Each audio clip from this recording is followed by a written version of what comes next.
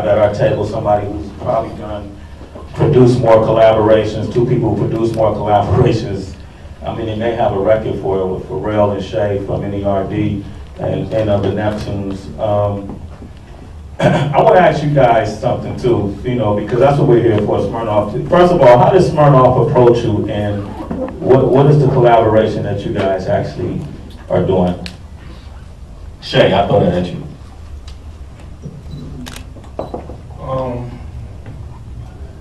They reached out to us and they pitched out a great idea with us collaborating with these legendary artists on this panel. And I mean, we felt honored to be a part of it. And, you know, I looked up to all of these guys, and Spank is a new, innovative artist that's definitely trying to push the envelope in terms of creativity. So we felt like it would be a great match to bring it all together. And what did you guys actually do? Did you already record something, or are you talking about tonight at the performance? Oh, we're talking about tonight. Tonight at the performance? Did y'all rehearse already? We rehearsed a little. We'll be there. What did it look like? What did it feel like? I can't tell you. Okay. Pharrell, I want to ask you a question too, because you know when I was first told about what Smirnoff is doing, a lot of people, we had a lot of naysayers, like, you know, there's another, you know, corporate entity that's trying to get down with hip hop, but the way they did it was very innovative and original, and they kind of, you know, stepped out of the box and created their own lane, similar to what you've done with the Neptunes and sonically, as well as N.E.R.D. But I remember when In Search Of first came out, a lot of people, you had a lot of naysayers. People were like, man, where are they? What's wrong with them? Where are they right now? What planet are they on? And now when you fast forward, it seems like the music industry is catching up. People are doing things sonically similar to what you guys did, or that just they're courageous enough to step out of their own zone and experiment musically. Do you recognize that at all? And what, in your opinion, what is the state of sound right now musically, especially with hip hop? To answer the first question, I do think it's a smart angle that Smirnoff used to put this whole thing together. I'm not really big on, you know, endorsing things or becoming, you know, or participating in corporate agendas. I'm not into it at all. It's just that they just so happen to do the right thing. They did something that actually has a real true reflection on music, and you know, it's more of like an exhibition.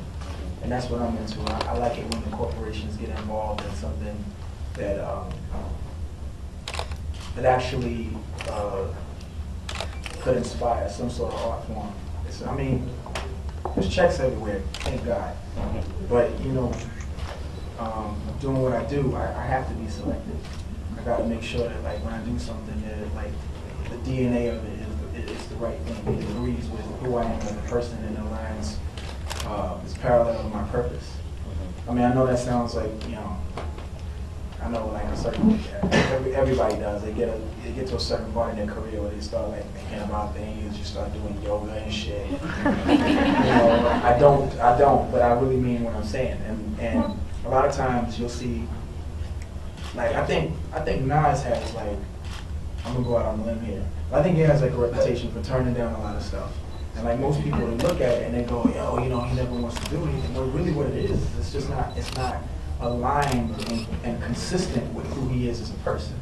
We're artists, you guys have to understand that. So, you know, when we're saying no, it's not because we're snobby, we think that we're too good. It's that, like, A, our fans may not agree with it, and B, it may not like really make sense to us. It has to resonate with us.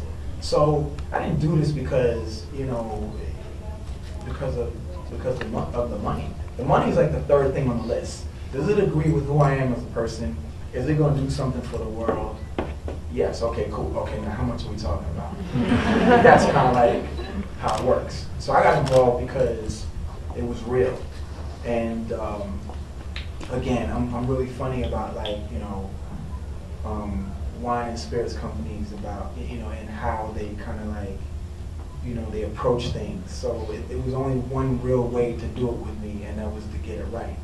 You could have just been off like by a centimeter off the mark, and then I could just smell that this is just like a corporate agenda. But here, I feel like this is something a little bit more philanthropic. Even though there's not like a direct charity, there is like an offering to people to see. You know, we get to grace the stage where people like Nas and like Flash and Dizzy was supposed to be here, Spank Rock, and Amanda's gonna be there too. Like it's gonna be fun.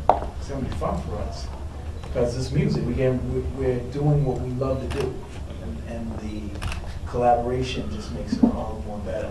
And in terms of like the second part of your question concerning the sound of things, I mean, I'm kind of like all over the place. So you know, kind of not really focus on what it's supposed to be. You make music because you really love it and you're having a good time. I mean, I did Madonna and just did Fall Out Boy like 2 weeks ago. But at the same time, it's like I'm waiting on Nas to tell me what the next step is.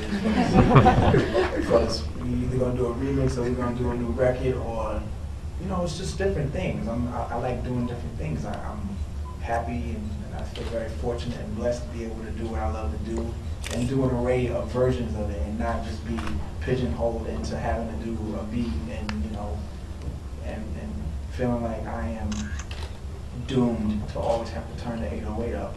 Thank God I'm like, you know, people think of me in more than one facet. So I couldn't really say what the sound of things are because my job is to always interrupt it with something different. That's why I've always been successful. And it's a gift and a curse because sometimes you do it and they look at you funny like, okay, what you got on? Or where does that beat? Or what are you doing? But that's the job of like a leader. Sometimes we're wrong and sometimes we're incredibly right. That's great. And I said, I want to tell you, I like what you did with Common on this new album too, so I heard some of that. Pharrell, ladies and gentlemen. I want to open up with